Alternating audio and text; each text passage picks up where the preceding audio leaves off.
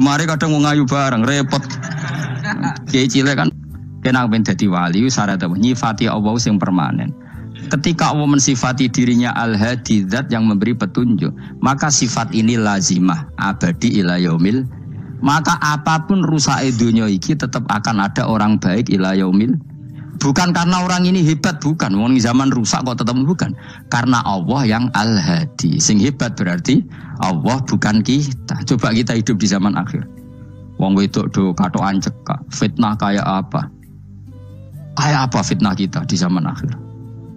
Perkara apa dadi fitnah? Jagone ra dadi menteri geger. Nah jenenge dunya. Jadi jenenge dunya, tapi tetep do soleh. Wong ibadah tambah ke kaji lo antri. Dal kaji 36 juta. Indonesia ku antri-antri puluhan tahun. Saking hobinya ibadah. Orang kembali lho ndak antri. Dalah ke wong udo. Ke Ka'bah lho watu kotak. Antri. Oh, mulane banggalah jadi warga Indonesia. Bali lho wong Bali ora akeh wong udo. Wong ngomoro Bali antri to ora? Ora setiap saat iso ning Bali kowe. Ape ro Ka'bah kotak. Antri. Berarti antusiasme wong ning Ka'bah ning Bali dhuwur ndi? Dhuwur Ka'bah. Berarti Indonesia antusias ning ibadah mbek wisata dhuwur ndi? Keren kan wong Indonesia. Kowe raine ngene-ngene lah. Yo moro Bali ora antri, gak menarik, gak menarik. Wes ngono watu kotak iku paham ra paham yo nangis. Lho aku ketemu wong awam, wong Gunung Kidul budi wae wong desa. Ya wong Gunung Kidul tenan, bojo kula kaji. Iku rumangsaku nyeblaki Ka'bah iku wiridan to muni ngene iki, Fat. Ini kisah nyata. Ba Ka'bah, mulai cilik aku madhep kuwi lagi ketemu iki. Rumangsaku wiridan. Bah Ka'bah tuh. Mulai cilik aku sholat tuh madhep kowe lagi ketemu iki. Batin ki wiridan opo ten.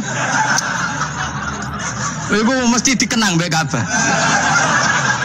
Jadi lagi ngalami mulane aku iku seneng mbek Gunung Kidul karena termasuk wiridan terbaik menurut saya.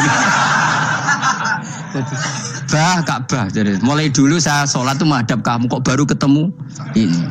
Jadi itu kuwabluk. Akhirnya sing bingung sebagai wong alim Ka'bah iku mulatoh bitib Ka'bah iku dikloyoi minyak. Lagi bayar dam ora dul dong ini malah. Kowe sing kenaan kangen kene sing kepikiran fikih. Mergo ora oleh kena minyak. Mulan dadi kiai wabot. Aku sing beberapa Gusti khusus niki pokoke bebas no Gusti. Lah nek tak wajib no bayar dam mesti kecewa kan? Mau kecewa yakin. Nyekel Ka'bah ora oleh iki ajaran apa malah repot ya. Semeneng ae. Pokoke ngene iki Fat, atok ngrayu pangeran, yakin timbang ngrayu manusa atok ngrayu pangeran. Kula donga ya Allah maklumi kiai kamu ini, maklumi ulama engkau ini ya Allah untuk tidak fatwa secara jelas. Karena saya hidup di zaman yang tidak jelas. Jadi kula niku dikandani guru kula, jare Mbah Mun ngene lho, kangen nyekel kok. Ora oleh. Tapi ini kumenyaan, belah kurang roh, malah merabuk kandani, malah panjang kan? Sadok menengai, ngerayu pangeran terus, gua bolak-balik. Banyak kesalahan yang kamu lakukan. Aku yang ngerti kelakuan mengaji, kadang boleh hiburan, kadang macam. Adok ngerayu pangeran, Gusti maklumi pun zaman akhir. Timbang urusan mbek kue, ada urusan mbek pangeran. Luwih rileks. Mulai ada ulama namanya Sufyan Ats-Tsauri ditanya. Fawwama waditu anna walidayya hasabani. Saya tidak suka andaikan orang tua saya nanti yang menghisap saya. Kenapa? Wong tuaku jek kadang ngamuk be aku. Ya Rasulullah nanti yang ngisap saya itu siapa? Yang ngisap, yang menghisap amal itu siapa? Allah. Baguslah kalau gitu. Tanya Nabi ku paket. Cek kok baguslah Gusti gitu. Kenapa aja? Selama ini kenangan saya sama Allah itu baik-baik saja. Aku wong desa ya tetap dikeimangan. Padahal aku ora pinter golek rezeki. Aku ya tetap urip, padahal rata tukunya Allah. Pokoknya baguslah Gusti Nabi kalau yang ngisap Allah. Selama ini kenangan saya sama Allah itu baik-baik saja. Terjadi dawuh Nabi, kalau kamu ingin melihat orang yang ahli jannah itu loh gigi itu cara. Pokoknya caranya senang pangeran sawur-awuran tapi ya baguslah. Dia pernah tanya lagi, ya Rasulullah apakah Tuhan itu pernah senyum, pernah tertawa? Ya pernah kata Nabi. Tapi tidak usah kamu angen-angen itu. Terus kata wong desa tadi, lan na'dima min rabbin yadhak khairan. Kalau Allah pernah tertawa, pasti orang yang bisa tertawa itu kebaikannya banyak. Sing ra iso sing ra kebaikan wong sing gremeng terus. Jadi intinya dia nyifati Allah itu sesuai versinya sendiri. Tapi Nabi kadang seneng perkarane emang bagus lah kalau ngisap Allah. Kenapa jadi? Kenangan Allah sama saya selama ini baik-baik saja. Mesti dene ngrasa wong desa ya mangan, jadi mripat loro, ya irung, ya pokoke dene gampang syukur. Wong aku ora iso ge mripat ya dikai mripat. Aku ora iso di tangan ya dikai tangan. Jadi kadang wong desa iku cara iman lebih. Lho elemen iman kurang ajar. Imane wong kota iku kadang saene dhewe. Syukur ngenteni diangkat dadi menteri, dadi pejabat. Kalau gue ini syukur ngenteni kreditem lunas kan keribetan. Wong desa gak. Kenapa kamu mengatakan Allah baik? Ya Rasulullah aku ora tau kepen di mripat ya dikai di mripat. Ora kepengin di tangan ya dikai. Selama ini baik-baik saja. Jadi dia ngukur peparing nggak meripat tangan orang jabatan gak cocok kok abe iman yang bedui ini tangan kan ngaku kadung tuh meripat juga kadung dibang bayang lo tadi merenti kan repot bayang lo ngalim mungkin tambah repot meneng jadi apa ya makanya Rasulullah itu kadang suka sama wong desa itu nah di sini ini kadang Nabi ngendikan aksaru ahlil jannah al-bulhu aki-aki berdua swarga itu al-bulhu wong goblok lu gampang syukur. Cari bangun kalau cek yang ditan. Aku kadang iri habis wong goblok. Tahu bangun zaman masih kiai anyaran. Itu rombongan wali. Ning tanjakan bisa macet. Iku bangun karena orang pengalaman wedi nak rime blong piye. Iku ngerti soto menang. Pas macet di handrem itu menang. Semangat jajan teman jajan santai. Kita kok beblak kok santai iki nak gludung piye. Pun dipikir super banget.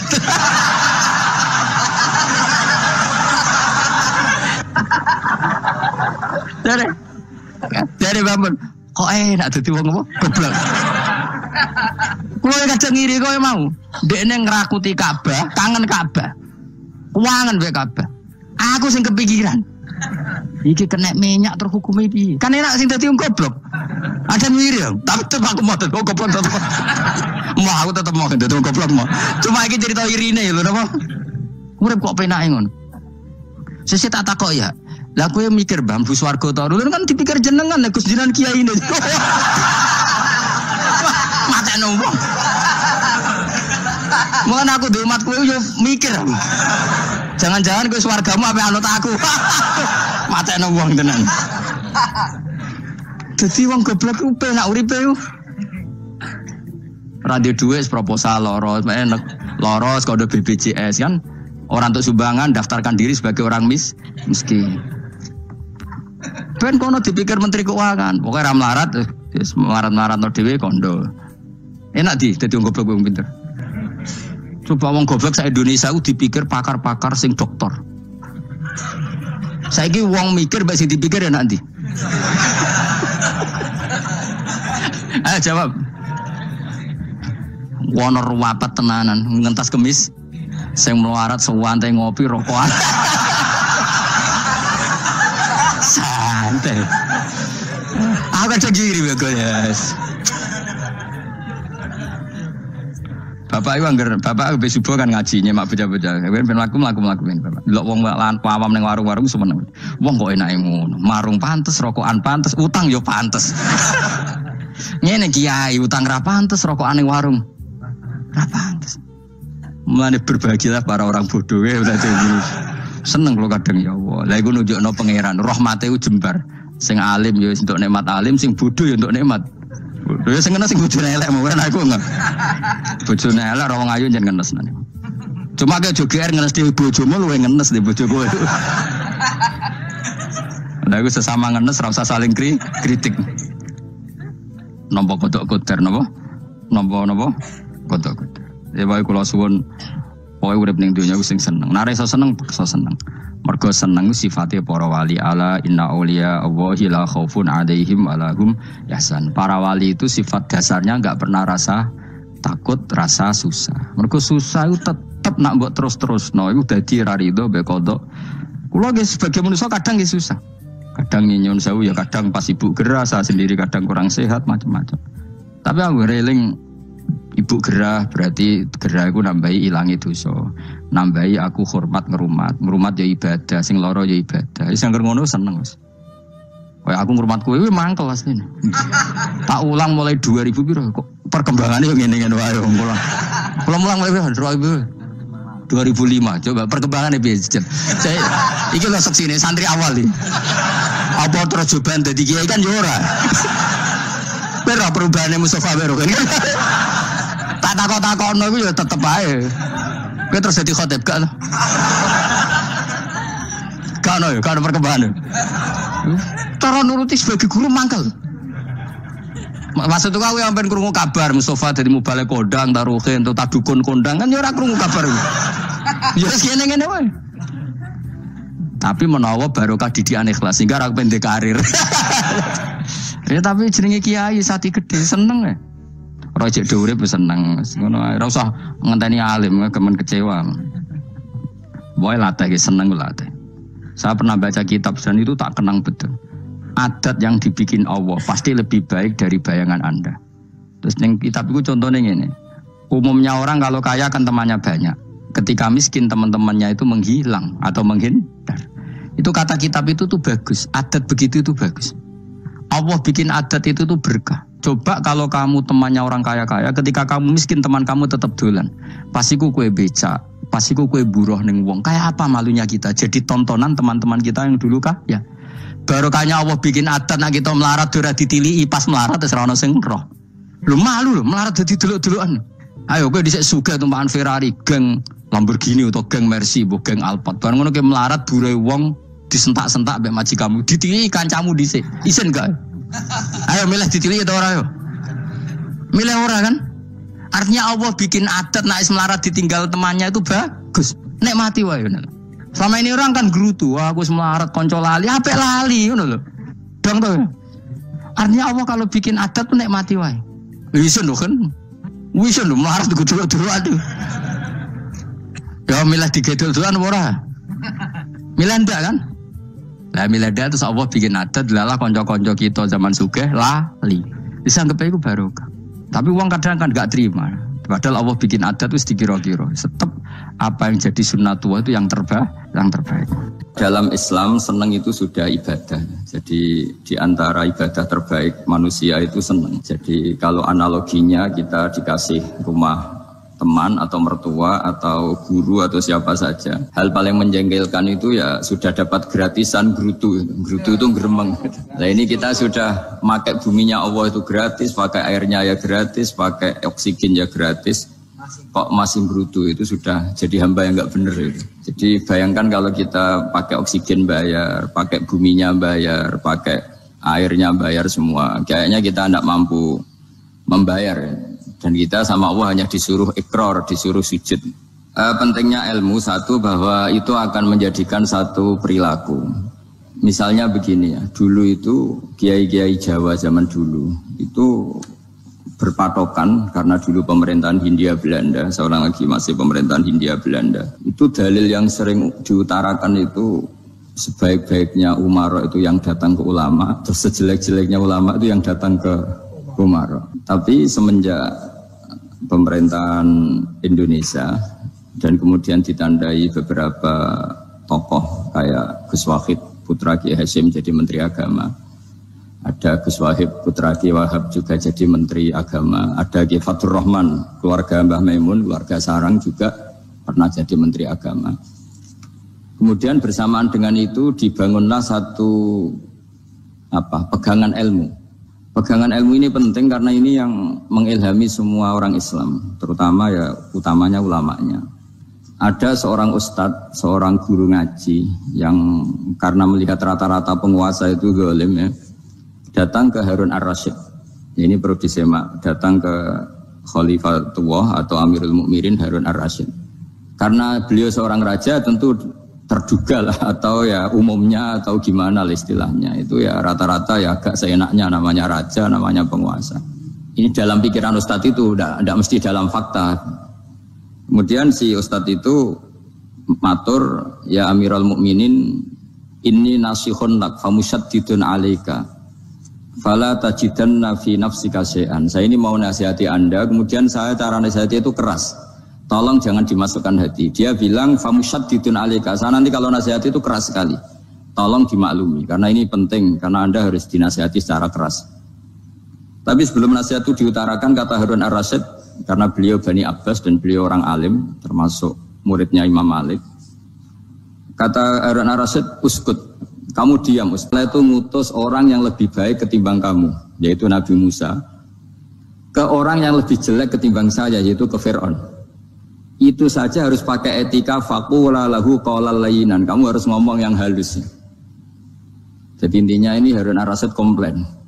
Kamu itu kalau jadi ustadz ngaji kira-kira gitu. Jadi betapa baiknya orang dulu memahami Quran. Jadi Quran itu dibaca, kemudian kita mungkin baca terus jadi cerita, mungkin ada yang baca jadi perilaku, ada yang baca kemudian itu mengilhami, membentuk.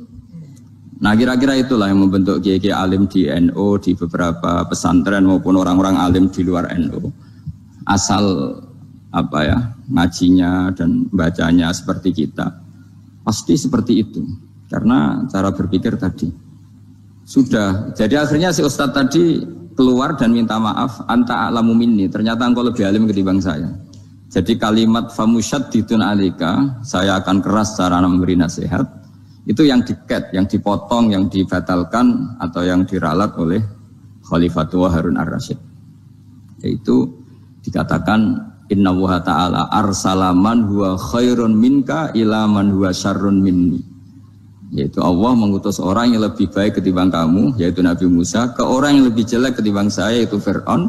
Itu pun harus faqula lahu qawlan layyinan. Cara berdakwah harus dengan kata-kata yang halus, yang lembut, yang indah. Dan dengan kata-kata itu diharapkan la'allahu yatadzakkaru aw yakhsha. Semoga yang didakwai menjadi ingat.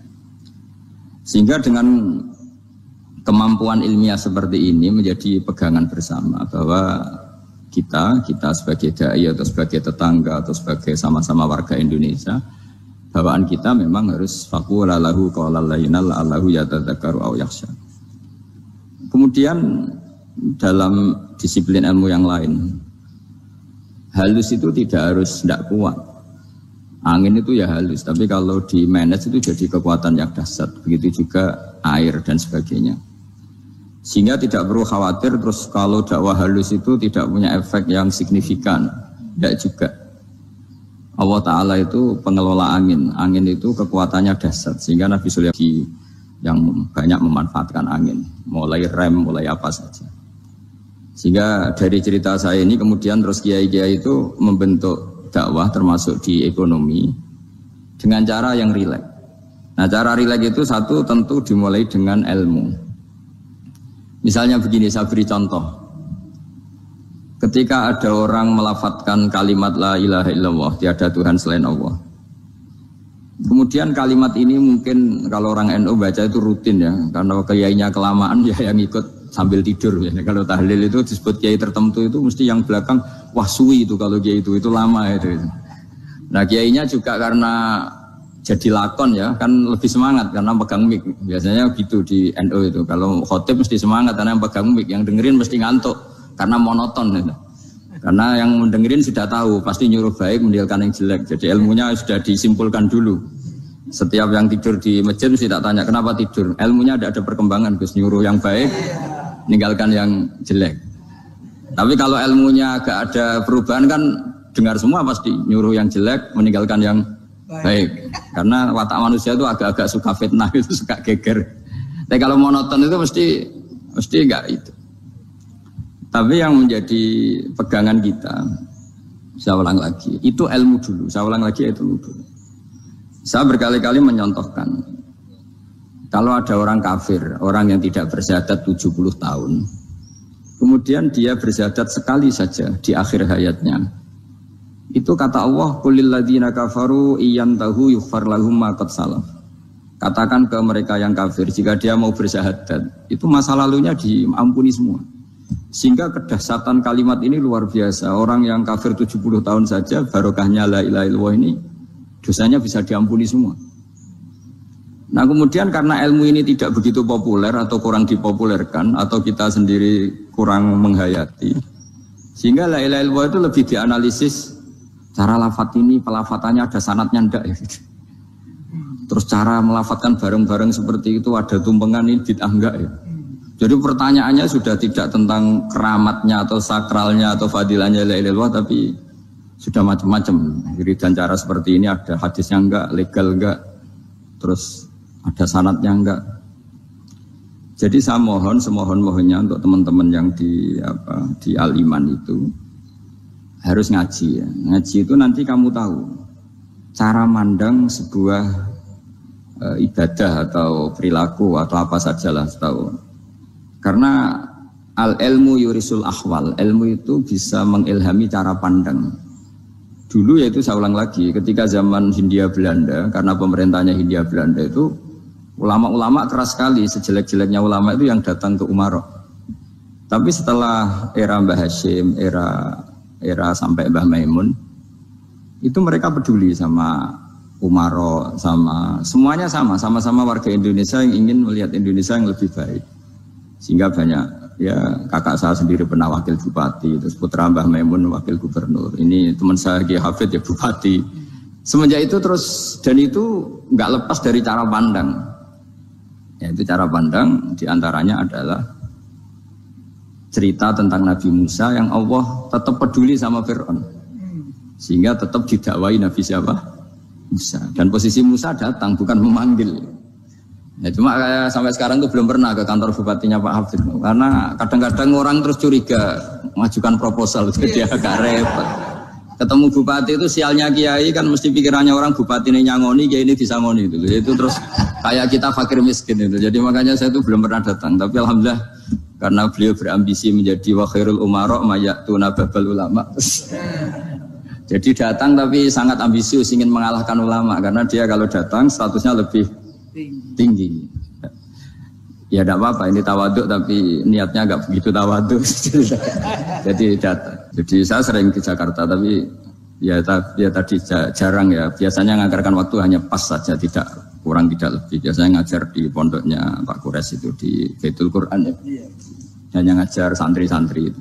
Nah, jadi pemahaman Quran dulu itu kata Imam Ghazali itu membaca Quran itu membaca, bukan bercerita. Kalau kamu membaca seperti ini, kunta qori'an, kamu pembaca. Pembaca itu yang mengambil pelajaran. Tapi kalau kamu hanya cerita, itu namanya kunta hakian. Sebenarnya Anda tidak membaca Quran, tukang cerita.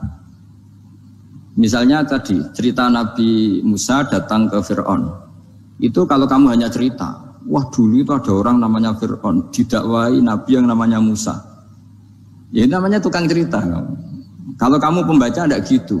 Betapa baiknya Allah, orang sengawur Fir'aun saja inginnya Allah masih ingin diselamatkan dengan mengutus Nabi Musa kekasihnya.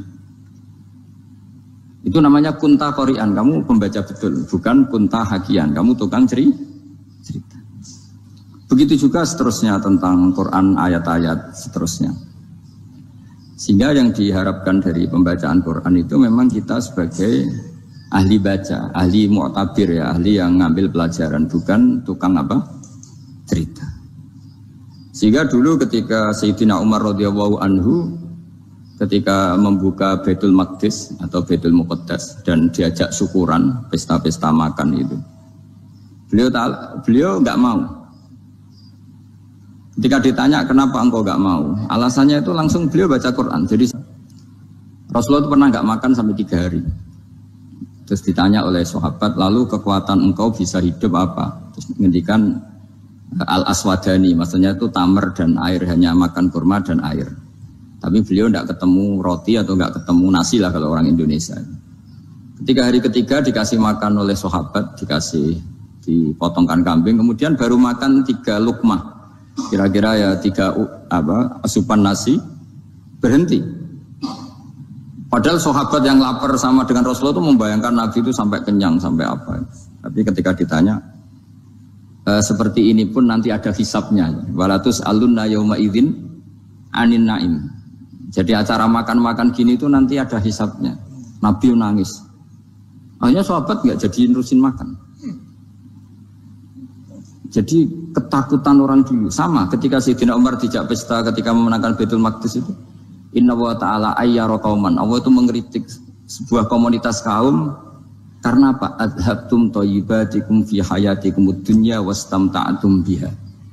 Kamu adalah orang-orang yang jatah nikmat kamu sudah kamu habiskan di dunia. Adhabtum itu kalian habiskan jatah kenikmatan kamu di dunia.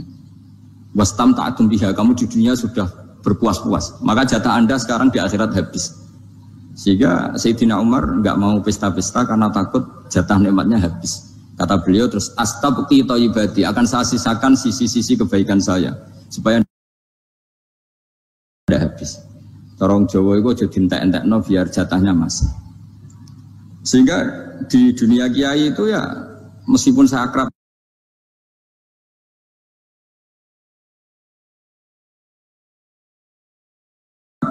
bupati, akrab mungkin wakil gubernur, saya itu ya jarang ketemu.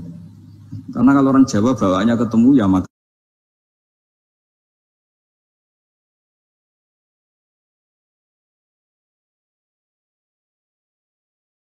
makan guyon-guyon. Gue nak keterusan ras mlebu swarga. Ya, jadi itu ilmunya kiai. Nah, efek dari ilmu ini dahsyat. Kalau Anda berpikir tentang nasib Anda di akhirat, nanti bawaannya juga tidak akan mudah menyalahkan orang lain.